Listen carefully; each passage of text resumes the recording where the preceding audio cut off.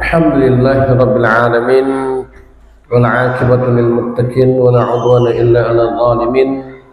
Asyhadu an la ilaha illallah wahdahu la syarika lah, wa asyhadu anna Muhammadan 'abduhu wa rasuluh. Allahumma shalli wa sallim ala nabiyyina wa habibina Muhammadin sallallahu alaihi wasallam wa ala alihi wa ashabihi ajma'in wa man tabi'ahum bi ihsanin ila yaumiddin. Allahumma 'allimna ma yanfa'una wanfa'na bima 'allamtana wa zidna huda. Allahumma inna nas'aluka al-huda wat-tuqa wal-'afafa wal-ghina. Allahumma inna nas'aluka 'ilman nafi'an wa rizqan tayyiban wa 'amalan mutaqabbalan.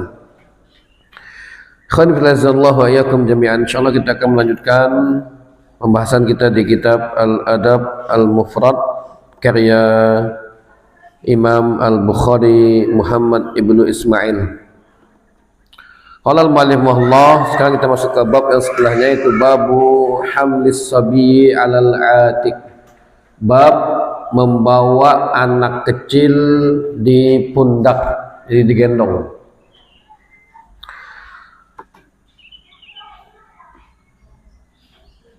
Sami'tu dari An-Adi bin Thabit qala sami'tu Al-Bara ibnu Azib radhiyallahu anhu yaqulu ra'aitu an-nabiy sallallahu alaihi wasallam wal Hasanu salawatullahi alaihi ala atikihi wa huwa yaqul Allahumma inni uhibbuhu fa ahibbahu. Bahwasanya dari sahabat Bara ibni Azib, saya melihat Nabi Muhammad sallallahu alaihi wasallam dan Hasan alaihi salam, yaitu di atas pundaknya, di atas pundak, maksudnya bukan ketika salat, tapi memang dijunjung, yaitu diletakkan di pundak dia sini, diangkat, diletakkan sini gitu. Kemudian Nabi mendoakan Allahumma inni uhibbuhu fa ahibbahu.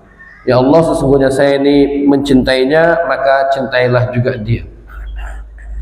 Nah, maka perbuatan baginda Muhammad SAW ini menunjukkan bolehnya kita yang menjunjung, meletakkan bayi ataupun anak kecil di pundak sini. Sebagian orang tua itu melarang, sebagian orang tua itu melarang dengan sebuah pandangan, yaitu sebuah pandangan bahwasanya nanti dia akan menginjak ataupun meremehkan orang tuanya, berbuat keburukan kepada orang tuanya dengan sebab dia menjunjung. Karena ya, kemungkinan pendapat dia adalah bahwasanya kepala kita ini sebagai mahkota yang tidak boleh diinjak. Karena juga kalau bahasa sambasnya itu tulah bahasanya. Jadi kemungkinan pendapat mereka tentang melarang anak diletakkan di pundak itu karena tadi takutnya akan membuat anak itu malah ngelawan orang tuanya, meremehkan orang tuanya. Padahal secara sininya baginda Muhammad SAW secara contohnya mencontohkan bahwasanya itu tidak dipermasalahkan. Tidak dipermasalahkan. Cuman kalau ketemu orang tua seperti ini, ya udah kita mengalah saja. Mengalah, kemudian ya jangan sampai kita membentak mereka dengan bilang, wah ini tidak masalah, ini ada sunnahnya. Jangan sampai kita meninggikan suara dengan sebab larangan mereka. Walaupun memang ada contohnya, ya tidak masalah. Ini kan bukan bagian dari sunnah juga, bukan bagian dari sunnah. Memikul anak ataupun menjunjung anak di pundak bukan bagian dari sunnah. Cuman pernah Nabi lakukan, itu pernah Nabi lakukan dan itu tidak dipermasalahkan. Maka saya tadi bijak dalam memahami masalah, bijak dalam memahami hadis juga. Jangan sampai semua yang Nabi lakukan, oh ini sunnah kayak gitu. Enggak, ini bukan sunnah, melainkan contoh diperbolehkan. Cuman orang tua ataupun bahasanya orang tua kita ini masih menganggap bahwasanya ini bentuk takutnya nanti, jadi bentuk ke depan bahwasanya takutnya nanti anak kita akan bahasanya mendurhakai kita lah, bahasanya itu bisa menjadikan anak itu meremehkan orang tuanya, menginjak mahkotanya, kayak gitu. Intinya kayak gitulah. Karena dibilang bahwasanya kepala adalah mahkota, maka anak manapun yang menginjak kepala orang tuanya ya tetap dibilang bahasanya itu tidak boleh. Tetap tidak boleh, walaupun bahasanya ya kita main-main sama anak kayak gitu, tetap dibilang ya itu nanti sial apa semuanya, dibilang kayak gitu. Maka di sini kemudian juga ini yang penting, yang sangat pentingnya adalah Nabi kita Muhammad SAW mendoakan bayi tersebut. Maka ini juga sangat penting bagi kita senantiasa mendoakan anak. Jangan bermudah-mudahan kita mengucapkan kalimat-kalimat yang sembarangan, karena doa orang tua ini juga tidak ada penghalang kepada anaknya. Maka inilah pentingnya bagi orang tua memiliki ilmu tentang pendidikan anak. Tentang pendidikan anak sangat penting. Jangan sampai anak itu bahasanya merasa tidak pernah disalahkan oleh orang tuanya sehingga dia berbuat semau hatinya. Jangan sampai, karena semua anak itu pasti memiliki kesalahan. Ya mungkin kesalahan itu tidak terjadi di depan matanya. Karena mungkin tadi sesatunya, mungkin anak itu merasa takut dengan orang tuanya sehingga dia tidak berani melakukan kesalahan di depan orang tuanya. Tapi di luar penglihatan orang tuanya, di luar sadar orang tuanya, bahwasanya dia akan melampiaskan egonya yang tidak ataupun yang terhalang oleh orang tuanya. Tadi yang mungkin terhalang oleh orang tuanya, ya bisa jadi di rumah dia baik-baik saja, ketika di kelas dia mungkin melakukan perbuatan yang dimana orang tuanya tidak bisa menerimanya, entah itu dia berkelahi, entah itu dia mencuri, entah itu dia lainnya. Ini sebabnya apa? Ini mungkin sebabnya adalah tekanan batin anaknya yang memang belum berani melihatkan di depan orang tuanya. Belum berani melihatkan di depan orang tuanya. Maka di sininya jangan terlalu ditekan anaknya. Tetap kita bimbing bagaimana, kemudian baik buruknya tetap kita perhatikan. Jangan ditekan, diperintahkan yang ini sehingga anak itu tertekan sama orang tuanya, tidak berani sama sekali ngomong sama orang tuanya.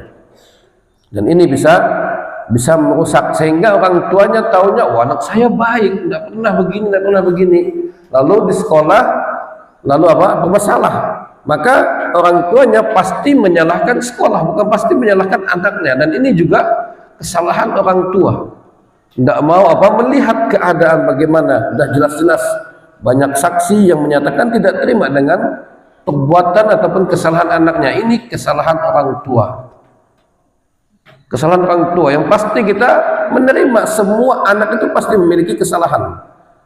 Semua anak memiliki kesalahan, maka kita perhatikan tentang karakter ataupun cara mendidik anak-anak. Jangan sampai kita menekankan belajar full untuk anak-anak, padahal waktu anak-anak ini juga ada waktu bermain.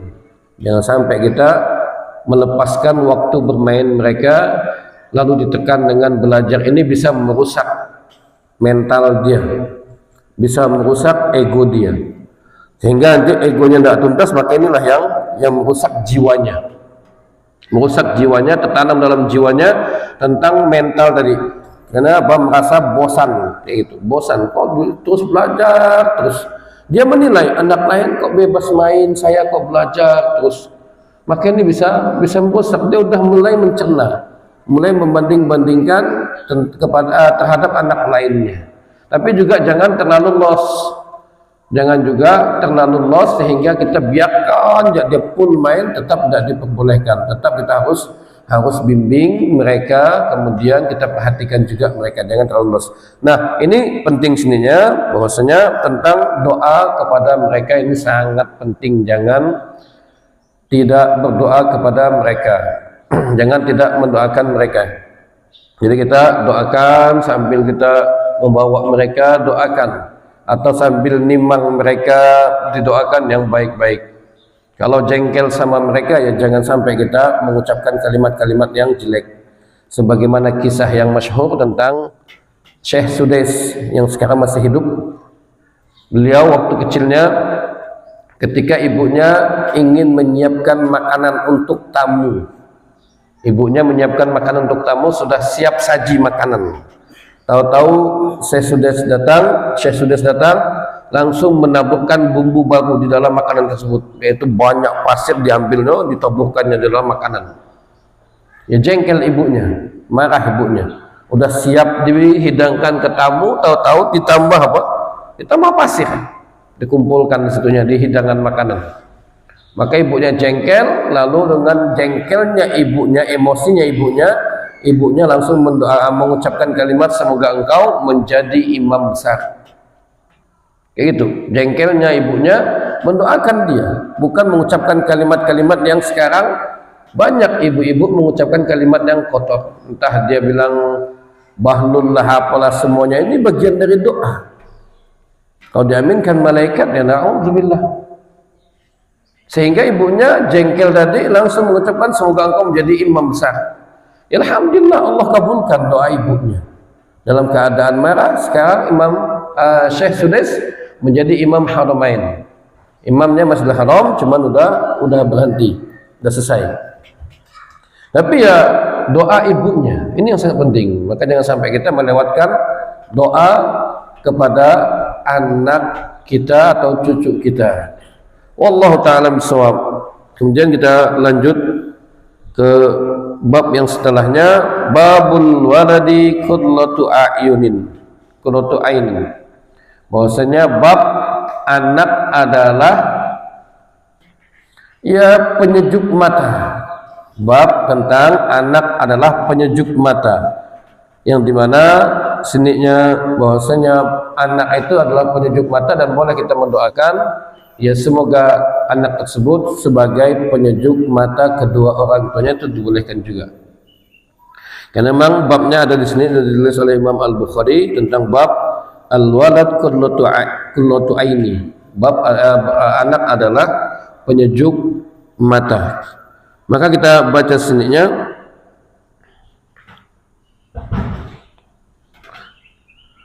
Haddatsani Abdurrahman ibn Jubair ibn Nufair an abihi qala jalasna ila al-Miqdad ibn al-Aswad yawman famadda bihi rajulun faqala, kami duduk bersama Miqdad ibn al-Aswad suatu hari, lalu datanglah, lewatlah kepada kami itu seseorang laki-laki, lalu dia pun berkata, tuba lihatainil ainaini allataini ra'ata Rasulullah sallallahu alaihi wasallam, wallahi lawaditna anna ra'aina ma ra'aita wa syahidna ma syahidta.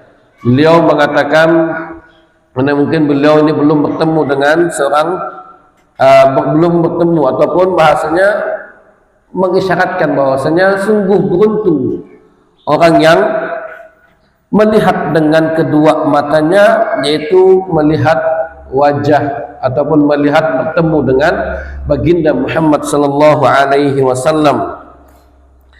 Dan demi Allah, jikalau kami bisa melihat apa yang kalian lihat, maka dan kami menyaksikan apa yang kalian saksikan, yaitu sehingga mereka itu bisa melihat dengan apa yang telah dilihat oleh para sahabat dan menyaksikan apa yang telah disaksikan oleh para sahabat.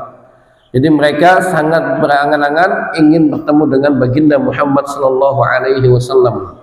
Kemudian melihat pertumbuhan apa yang lainnya. Kemudian fastudiba, lalu ada yang marah. Faja'altu a'jab, lalu aku pun kaget, begitu. Kaget. Maqala illa khairan, dan janganlah ucapkan kecuali yang baik. Jangan pakai kayak gini, gitu. Jangan kayak gini. Jangan bahasanya ya tamani, walaupun bahasanya mengangan-angan gitu. Angan-angan itu boleh, cuman ya jangan seperti ini lagi, gitu. Udah. Karena baginda Muhammad SAW udah lewat masanya. Kalaupun dia berada di zaman sahabat, ya wallahu a'lam apakah dia bisa beriman apa tidak. Karena fitnahnya sangat besar. Di sininya fitnahnya sangat besar. Kita mungkin bisa berangan-angan, coba dulu saya kalau berada di zaman sahabat kayak gitu. Yang pertanyaannya, ketika berada di zaman sahabat, apakah kita yakin bahwa kita itu beriman kepada baginda Muhammad SAW? karena fitnahnya, cobaannya sangat berat, sebagaimana fitnah yang terjadi di zaman Imam Ahmad ketika Muhammad bin Ali Al-Madini ditanya tentang permasalahan Al-Quran, kayak gitu, apakah Al-Quran itu makhluk, maka beliau mengatakan di dalam hadis tersebut ada perawi yang kencing berdiri, kayak gitu. Beliau tidak mengatakan riwayat hadisnya itu hasan, tapi beliau mengatakan ada periwayat dalam hadis tersebut apa perawinya ataupun rantai hadisnya ada yang kencing berdiri. Maka ini dijadikan hujah oleh Perdana Menteri yang dekat dengan raja, bahwasanya bagaimana mungkin Imam Ahmad mengambil periwayatan dari orang yang memiliki kerusakan, yaitu memiliki kesalahan. Beliau mengambil dari perawi yang kencing berdiri, menyelisihi adab, menyelisihi adab bahasanya. Maka Imam Ahmad mengatakan tidak ada orang yang lebih mengetahui tentang perawi hadis kecuali Muhammad ibnu Ali Al-Madini sininya. Lalu pada akhirnya Imam Ahmad mengatakan tetap berjuang mengatakan bahwasanya Al-Quran itu bukan makhluk sampai dia dicambuk dan lain-lainnya. Kemudian alhamdulillah Allah bukakan pintu kesabaran, bahasanya kemenangan dengan hasil sabarnya, yang dimana Imam Ahmad ini dicambuk kemudian dipenjara. Lalu akhirnya ia ingin menyerah, cuman ada pemuda yang dipenjara mengatakan, jikalau engkau di atas kebenaran, ngapain kita harus mengalah. Akhirnya Imam Ahmad semakin kuat tekadnya untuk memperjuangkan bahwasanya Al-Quran adalah bukan makhluk. Al-Quran bukan makhluk. Nah, Imam Muhammad ibnu Ali Al-Madini juga sama mengatakan bahwasanya saya juga mengatakan Al-Quran bukan makhluk, kayak itu. Saya mengatakan Al-Quran bukan makhluk, cuman saya tidak tahan dengan siksaan, sedangkan Imam Ahmad itu tahan dengan siksaan. Beliau tidak mengatakan bahwasanya apa Al-Quran itu makhluk, bukan, tapi beliau hanya tidak tahan dengan yang namanya siksaan.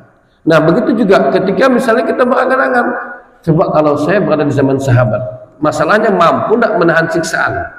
Apalagi dalam kehidupan kita bukan bagian dari orang bangsawan, kita bukan bagian dari orang kaya, malah apa orang yang budak ataupun bahasanya orang yang biasa-biasa saja. Yang biasa-biasa saja inilah yang banyak mendapatkan siksaan. Mampu tidak kita menahan siksaan? Maka bersyukurlah kepada Allah Subhanahu wa taala. Maka ucapkan kalimat-kalimat yang baik, jangan berangan-angan seperti ini.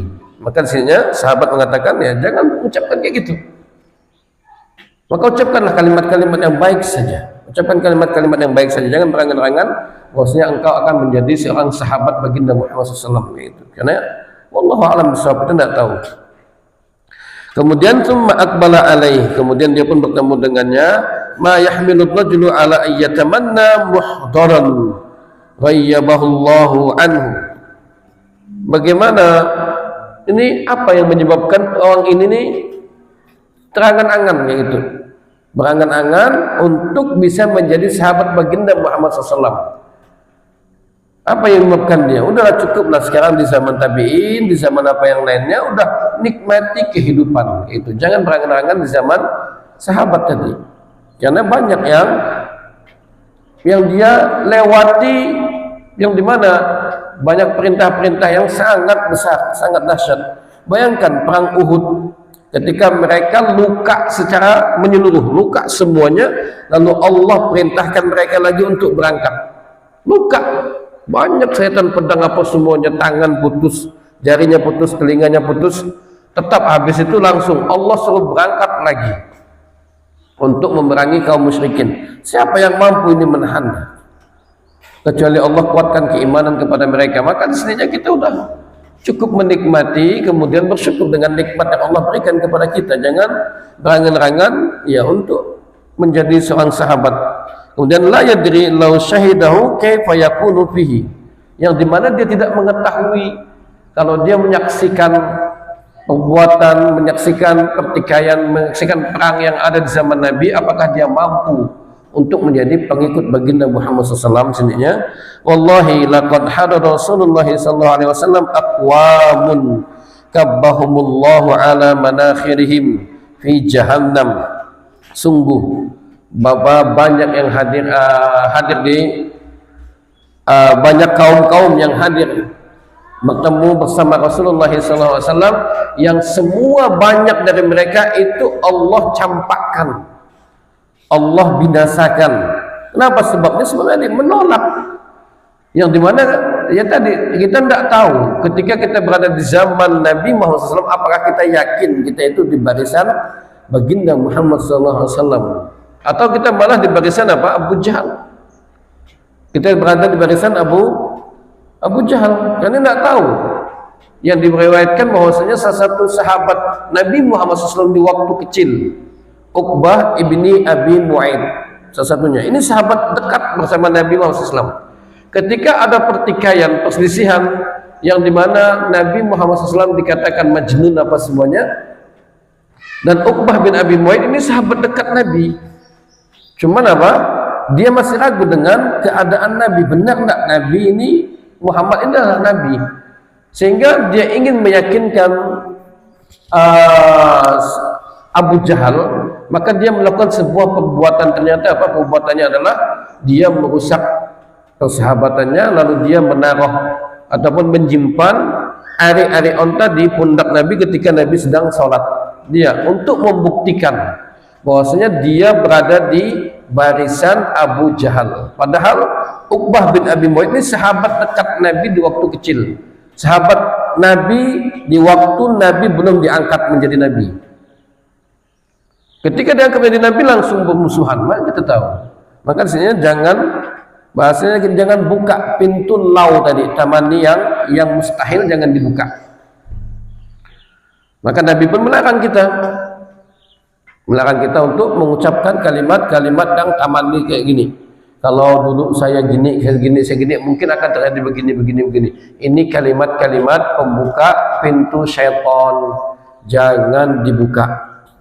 Udah cukup kita tawakal kepada Allah, takdir nikmati hidup kita. Nah, kemudian ala manakhirihim fi jahannam, yang dimana mereka sudah masuk ke dalam neraka jahannam. Lau yajibuhu wa lam yusaddiquhu, kalaupun mereka menjawabnya, tapi mereka apa? Mereka tidak menjawab seruan Nabi. Juga mereka tidak mempercayai Nabi Muhammad SAW. Itu. Awala tahmadullah azza wa jal id akhrajakum la ta'rifuna illa rabbakum. Kenapa kalian itu tidak bersyukur kepada Allah? Bahasanya tasbih, tahmid kayak gitu. Ya, mengucapkan kalimat alhamdulillah, pujian kepada Allah Subhanahu wa taala, memuji Allah Subhanahu wa taala yang telah mengeluarkan kalian dari permasalahan yang sangat dahsyat. Karena permasalahan sangat dahsyat tadi. Permasalahannya adalah kalau dia masuk Islam maka dia disiksa. Kalau sekarang aman sudah, tidak ada siksaan lagi bagi orang yang memeluk agama Islam. Maka tidak perlu lagi dia berpikir, tidak perlu lagi dia menginginkan kehidupan di zaman Nabi. Nah, cukup saja kayak gitu. Nah, kemudian yang dimana kalian tidak mengetahui kecuali Tuhan kalian. Jadi dia lahir, dia tidak mengetahui kecuali hanya Tuhannya, Allah Subhanahu wa taala. Dia langsung bisa beribadah kepada Allah Subhanahu wa taala, yang dimana dahulunya di zaman sahabat mereka ketika lahir yang diketahui bukan Allah, tapi Lata, Uzza, nama-nama berhala lainnya yang mereka ketahui. Tapi di zaman tabi'in, di zaman yang lainnya sudah tidak ada lagi yang namanya Lata, Uzza dan lain-lainnya, mana apa semuanya. Yang ada hanya mereka sudah beriman kepada Allah Subhanahu wa taala. Maka di sini awala tahmadullah, itu awala tahmadunallah. Apakah kalian tidak memuji Allah Subhanahu wa taala yang telah mengeluarkan kalian, lalu kalian tidak tahu permasalahan apapun kecuali hanya mengenal Tuhan kalian? Maka kita bersyukur sini ya, bersyukur juga. Kemudian fatusaddiquna bima jaa bihi nabiyyukum sallallahu alaihi wasallam, lalu kalian pun mempercayai apa yang datang kepada kalian, dari Baginda Muhammad SAW kita percayai. Ya, jangan sampai kita mendustakan. Ini udah jelas Al-Quran yang Allah turunkan kepada kita. Nah, kemudian sebenarnya qad kufitumul bala bi ghairikum, maka cukuplah kepada kalian bala ini, ujian-ujian di zaman sahabat. Banyak kisah-kisah di zaman sahabat mendapatkan ujian-ujian bala yang bi ghairikum, di selain kalian. Yaitu pikirkan ujian-ujian yang ada di zaman sahabat, perangnya bagaimana, kemudian bagaimana keadaan mereka sebelum perang, bagaimana kehidupan mereka. 3 tahun diboikot umat Islam, diboikot oleh Quraisy. 3 tahun di zaman kenabian diboikot oleh Quraisy, yang dimana Nabi dan Bani Hashim dan Bani lainnya itu memakan daun-daunan. Jadi tidak ada lagi pangan kecuali hanya daun-daun biasa yang mereka rebus, kemudian itu yang mereka makan. 3 tahun. Bayangkan. Sebenarnya ini ujian-ujian yang mereka hadapi untuk memperjuangkan Islam. Tapi kita alhamdulillah tidak ada lagi ujian seperti ini. Nah, kemudian wallahi laqad bu'itha an-nabiy sallallahu alaihi wasallam ala ashaddi halin bu'itha 'alaiha nabiyyun qad. Demi Allah, sungguh Nabi diutus bahwasanya kepada di masa-masa yang sangat berat, yaitu di masa-masa suasana yang sangat berat. Ini memang tadi pengingkaran yang sangat besar oleh kaum Quraisy, pengingkaran yang sangat besar oleh bangsa Arab dan lain-lainnya. Bu'itsa 'alaiha nabiyyun qad, yang hanya diutus kepada Nabi Muhammad SAW. Maka di setelahnya sudah enak semuanya, yang dimana Allah Subhanahu wa ta'ala firman, idza jaa nasrullahi wal fath, ketika datang kepadamu pertolongan dari Allah dan fath, yaitu penaklukan kota Makkah, wa ra'aitan nasa yadkhuluna fi dinillahi afwaja, maka kau melihat wahai Muhammad, manusia itu berbondong-bondong masuk ke dalam agama Islam, menunjukkan Islam sudah menjadi menjadi sentral kehidupan. Yang sebelumnya bukan Islam yang menjadi sentral kehidupan, melainkan adalah kesyirikan yang menjadi sentral kehidupan, atau bahasa menjadi mayoritas kehidupan adalah kesyirikan. Makanya Nabi memberantasnya. Maka berat ujian bagi Nabi Muhammad SAW, dakwahnya sangat berat kayak gitunya. Kemudian sininya fi fatratin wa jahiliyah, yang dimana Nabi diutus di masa fatrah, masa kekosongan antara Nabi Isa dengan Nabi Muhammad. Ini namanya masa fatrah, masa kekosongan. Nah, sebagian orang beralasan bahwasanya masa fatrah adalah masa di mana semua dosa diampuni karena tidak ada Nabi. Iya, kita mengatakan yang mungkin sininya, karena tidak adanya Nabi maka semua dosa diampuni kecuali, ada pengecualian. Apa itu? Syirik. Kecuali syirik, yang dimana Allah Subhanahu wa ta'ala firman, innallaha yaghfiru ma duna dzalika wa yaghfiru ma innallaha la yaghfiru ay yushraka bihi innallaha la yaghfiru ay yushraka bihi wa yaghfiru ma duna dzalika liman yasha. Allah tidak akan mengampuni dosa syirik dan Allah mengampuni dosa lainnya. Maka di zaman fatrah, di zaman kekosongan Nabi pun Allah tetap tidak mengampuni yang namanya dosa syirik. Mungkin Allah mengampuni dosa khamar, Allah mengampuni dosa zina, Allah mengampuni dosa orang yang membunuh anaknya, mengubur anaknya hidup-hidup di zaman fatrah, zaman jahiliyah. Tapi Allah akan tetap tidak yang namanya mengampuni dosa syirik. Karena di zaman fatrah itu bebas, seseorang itu boleh memilih syariat Nabi Ibrahim, Nabi Ishak, Nabi Yakub, Nabi Ismail, Nabi Yusuf, Nabi Sulaiman, Daud, apa semuanya itu boleh. Mereka boleh memilih syariat manapun yang mereka mau, dan semua syariat ini tetap semuanya adalah melarang kesyirikan. Syariat Nabi Musa tetap melarang kesyirikan, syariat Nabi Isa juga tetap melarang kesyirikan, syariat Nabi Ibrahim tetap jelas melarang kesyirikan. Tidak ada semua syariat kecuali mereka jelas mereka adalah melarang yang namanya kesyirikan, sebagaimana firman Allah Subhanahu wa taala, wa laqad ba'atsna fi kulli ummatin rasulan, sungguh kami mengutus setiap umat itu rasul. Apa tujuannya? An ya'budullaha wajtanibut taghut. Jadi para rasul diutus kepada semua umat, tujuannya adalah untuk menjelaskan tentang perkara tauhid dan melarang dari perbuatan syirik, sehingga dosa syirik ini tidak bakalan diampuni oleh Allah Subhanahu wa taala.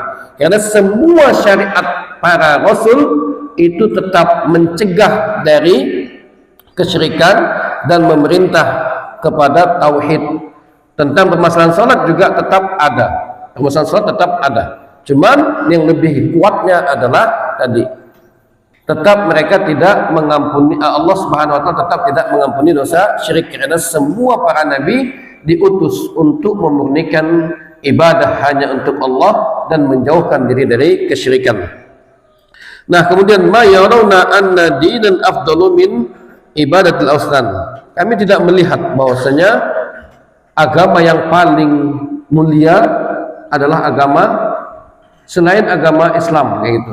Yang dimana selain agama yang lainnya itu menyembah berhala. Faja'a bil furqanin faddaqa bihi bainal haqqi wal batil. Maka datanglah sebuah pembeda antara perbedaan yang baik dan yang hak dan yang batil. Wa faddaqa bihi bainal walid wa waladihi hatta idza kana rajulu, dan juga sebagai pembeda antara ayah dengan anak. Ini juga pembedanya. Mungkin di zaman jahiliyah ini banyak zaman jahiliyah yang rusak.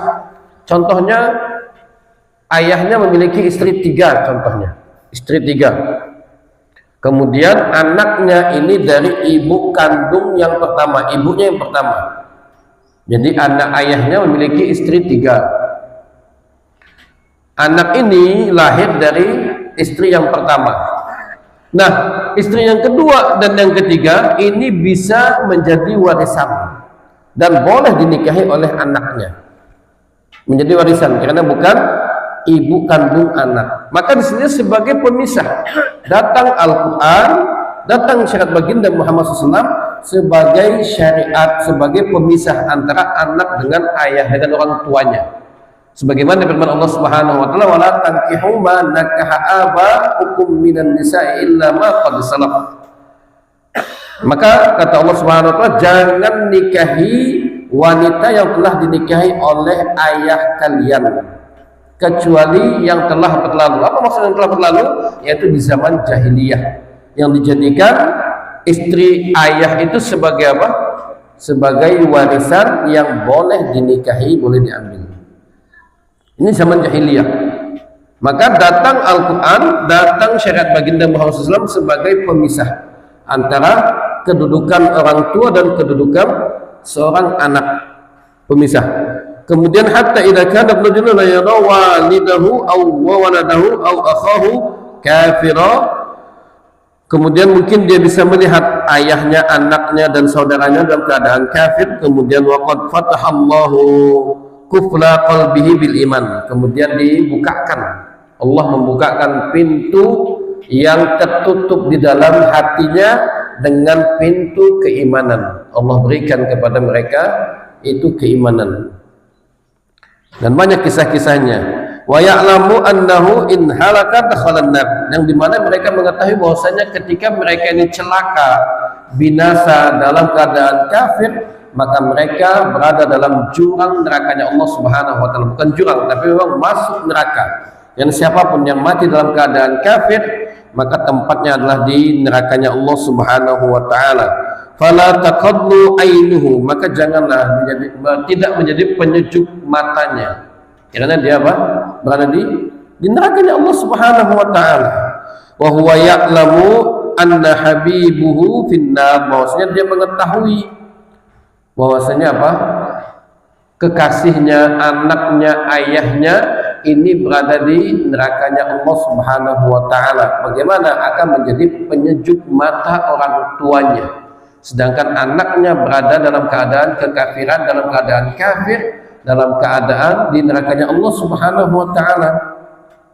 Wa annaha lillati qala Allah taala, sebagaimana juga firman Allah Subhanahu wa taala, walladzina yaquluna rabbana hab lana, dan juga orang-orang yang mengucapkan ataupun berkata, wahai Tuhan kami, hablana, rizkikanlah, berikanlah kepada kami, min azwajina, dari istri-istri kami. Maka sini lafadznya lafadz istri-istri ya, bukan lafadz satu istri. Jadi lafadznya istri-istri sininya, karena memang bentuknya jamak. Min azwajina wa dzurriyyatina, dan keturunan kami, qudlatu a'yun, itu sebagai penyejuk mata, sebagai penyejuk mata. Maka keturunan anak itu sebagai penyejuk mata yang menjadikan orang tuanya bisa semangat, ataupun bahasanya ini rezeki dari Allah Subhanahu wa taala. Jadi anak keturunan itu bagian dari penyejuk mata, bukan bagian dari musibah. Ini yang harus kita ketahui.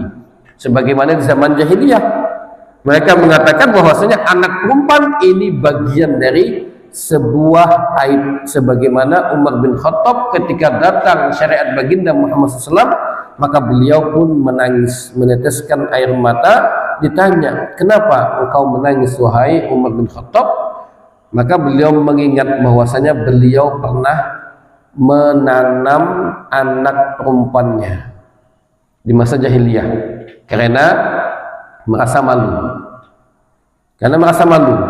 bahwasanya anak perempuan yang lahir pada saat itu, di zaman itu adalah sebuah aib. Maka bayi perempuan yang lahir langsung dikubur hidup-hidup, kayak gitu.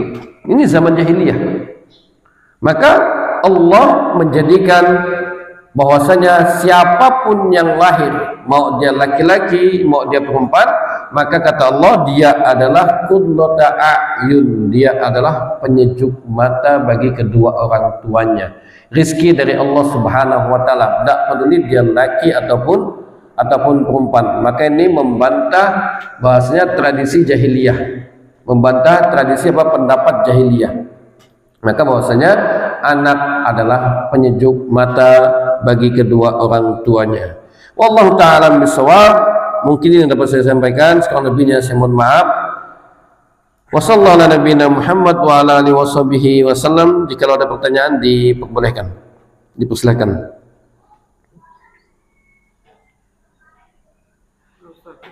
Baik. Waalaikumsalam warahmatullahi wabarakatuh.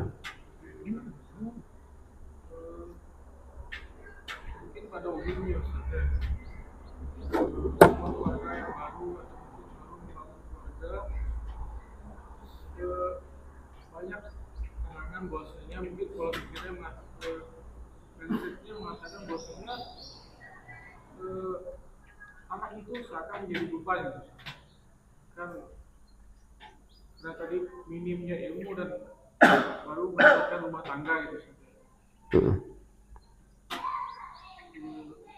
Jadi seakan-akan berumah tangga kemudian memiliki anak itu menjadi beban gitu, beban moral dan beban hidupnya, kemudian konteks ya kemudian dia beban untuk dia di dunianya berat gitu ya, kemudian akhiratnya. Nah, singkat pola pikir itu salah gitu. Bagaimana cara kita yang merubah prinsip tersebut, merubah pola pikir yang salah tersebut sehingga merasa beban tadi itu menjadi hilang, malah menjadi suatu karunia ataupun suatu qurratu a'yun ya. Baik. Fikum barakallah. Nah, pertama, boleh tak kita menunda kehamilan ketika nikah? Maka jawabannya, kalau ada udzur syar'i diperbolehkan. Jadi tidak mesti habis nikah langsung harus hamil, tidak mesti. Boleh juga dia menikmati dulu masa-masa berduanya, entah setahun, 2 tahun, maka itu diperbolehkan. Yang dari diperbolehkan itu sebagaimana ulama mengatakan bahwasanya untuk permasalahan KB ya, KB yang permanen maka ini diharamkan. KB permanen ini diharamkan. Tapi kalau untuk menjaga jarak maka itu sebagian ulama membolehkan. Nah begitu juga ketika dia awal-awal menikah bahasanya maka diperhatikan juga tentang masalah kehidupannya, tentang permasalahan rezekinya. Yang rezekinya di mana? Rezeki itu Allah yang mengaturnya. Rezeki Allah yang mengaturnya. Dan Allah Subhanahu wa taala berfirman dalam Al-Qur'an, "Wala taqtulu auladakum khasyata imlaq." Janganlah engkau membunuh anak kalian dengan sebab merasa takut miskin.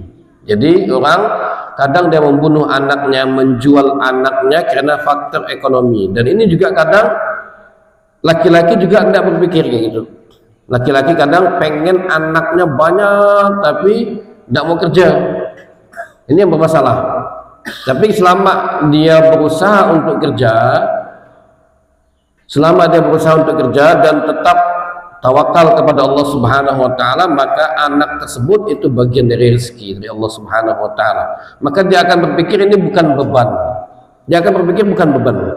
Selama dia bertawakal kepada Allah Subhanahu wa taala. Tapi kalau dia hanya mengandalkan tenaganya untuk bekerja, tidak melibatkan Allah Subhanahu wa taala, tidak mengimani akan Allah, tidak mengenal Allah, maka itulah yang akan menjadi beban. Dia akan merasa terbebani dengan jumlah anak yang banyak, sehingga dia mengatakan adalah cukuplah 2 anak, ataupun 1 anak kemudian dikasih jarak mungkin 10 tahun, ataupun yang dengan jarak yang jauh baru ditambah lagi 1. Karena apa tadi? Karena dia tidak menjadikan beban ataupun menjadikan rezeki dari Allah itu sebagai apa? Ataupun dia tidak bertawakal kepada Allah, tidak menyerahkan perkara kepada Allah Subhanahu wa taala. Padahal setiap bayi yang lahir itu rezekinya telah Allah tetapkan. Maka tugas kepala keluarga itu keluar mencari kerja, bukan tetap di rumah menunggu uang datang, rezeki datang kayak itu, menunggu rezeki datang. Ya mungkin dia pasti datang kayak gitu. Dia pasti datang sebagaimana ucapan Pak Belalang gitu kan, ucapan Pak Belalang. Dibilangnya, gimana mau makan, kata orang kepada Pak Belalang. Kata Pak Belalang, orang-orang datang ke Pak Belalang, gimana mau makan, katanya, tidak pernah keluar dari rumah. Maka Pak Belalang mengatakan, jangankan saya, katanya, sebagai dia penguatan ucapannya, ulat dalam batu saja bisa makan, gitu. Ulat dalam batu saja yang tidak pernah keluar bisa makan, apalagi saya yang di rumah, kata Pak Belalang ini.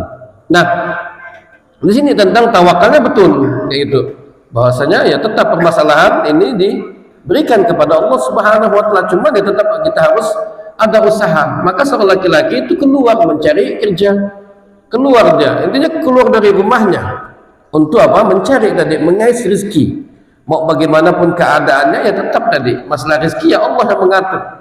Itu Allah yang mengatur berapa rezekinya, jumlahnya. Maka di sini kuatkan tawakal kita kepada Allah Subhanahu wa taala, kenalkan diri kita kepada Allah.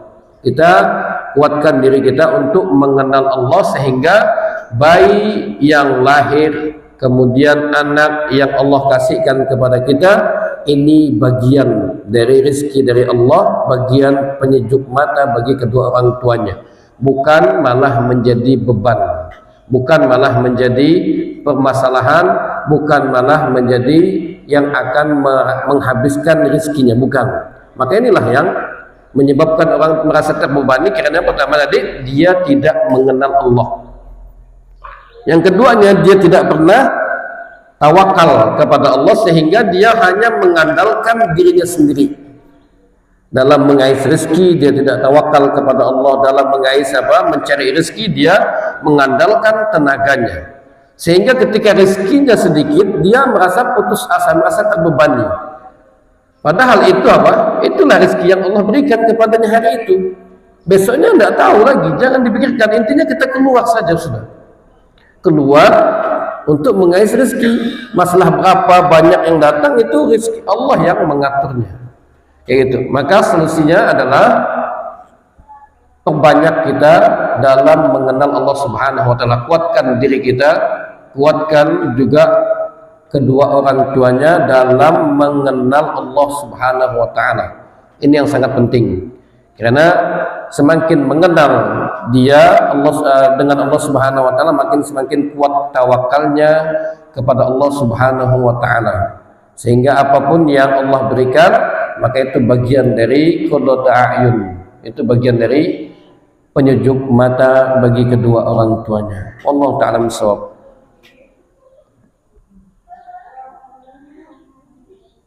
Ada pertanyaan gitu?